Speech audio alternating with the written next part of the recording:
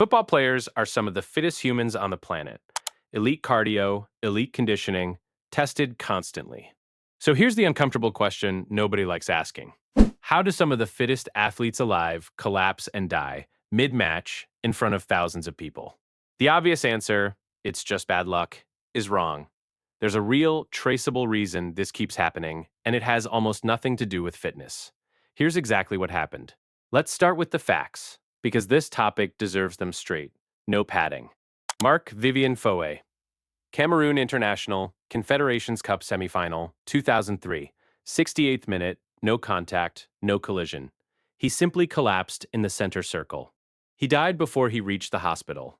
Cause: hypertrophic cardiomyopathy, a thickening of the heart muscle most people never know they have.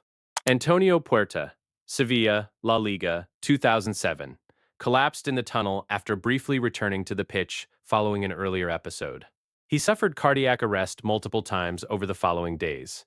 He died 3 days later. Same underlying category, an undiagnosed heart condition. Piermario Morosini, Serie B, 2012. Collapsed on the pitch, again with no contact involved. Again, an undetected cardiac condition. You'll notice a pattern forming here. That's not an accident. That's the whole point. Now, the obvious rumor. It's overtraining. It's performance-enhancing drugs. Modern football just pushes bodies too hard. None of that holds up. In every one of these cases, toxicology and medical review pointed to the same root cause: a pre-existing, undetected heart abnormality. Not doping, not overtraining. Kill that rumor. These weren't bodies breaking down from work. These were hearts with a structural flaw nobody had found yet.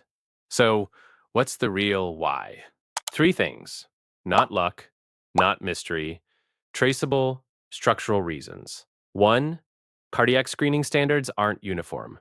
Some countries and federations run extensive cardiac testing, echocardiograms, stress tests, family history reviews, as a mandatory yearly requirement. Others run far less. A player can pass every screening available to him and still be carrying a condition nobody tested for. 2. Hypertrophic cardiomyopathy, the condition behind several of these cases, is notoriously difficult to catch. It often produces no symptoms. None. A player can train at elite level for years and feel completely normal, right up until the moment his heart can't keep up with the demand placed on it. 3. And this is the layer that actually changed outcomes. Response time. In Foé's case, reports at the time raised serious questions about how quickly medical staff reached him and how equipped they were once they did. Fitness didn't fail these players. Speed of response did. Here's the escalation, because this is where the story turns from tragedy into a genuine turning point. Christian Eriksen, Euro 2020, collapsed on the pitch from cardiac arrest in front of a full stadium and a global broadcast audience. He survived. The difference wasn't luck. It was a defibrillator on the touchline and a medical team that reached him within seconds, not minutes. That's the twist most fans miss entirely. The tragedy of Foé, Puerta, and Morosini didn't just end in loss. It forced football's governing bodies to treat pitchside cardiac emergencies as a protocol problem, not a bad luck problem. Defibrillators pitchside, faster emergency response drills, pre-season cardiac screening pushed harder across more federations. Whether clubs wanted to spend the money on it or not, it happens anyway now, because the alternative kept happening on live television. Topical hook. This conversation isn't finished.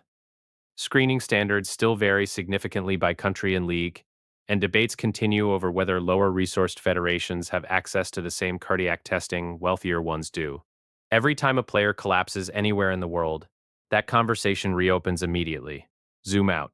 These weren't players who trained too hard or pushed too far.